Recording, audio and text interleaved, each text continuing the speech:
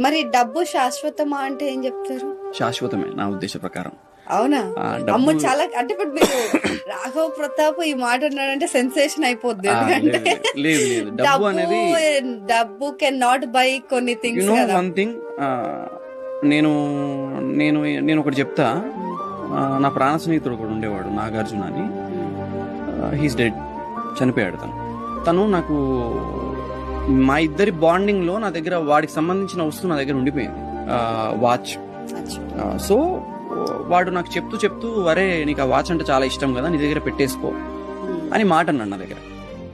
అరే చాలా costly watch కదరా, ఎందుకు నాకు ఇవ్వడం అంటే, లేదు లేరా నా దగ్గర ఇంకోటి ఉంది, నేను ఆల్రెడీ మీ వదిన నాకు ఇచ్చింది, నేను తీసేసుకోవాలి అని చెప్పేసి నేను అన్నాడు. ఓకే, స్టిల్ రన్నింగ్, చాలా బాగుంది అది. ఇప్పుడు మనకు కనపడాల్సింది ఏంటి అంటే, డబ్బుతో కొన్న వస్తువు ఉంది నా దగ్గరే, నేను ప్రేమతో సంపాదించుకున్న మనిషి లేడు.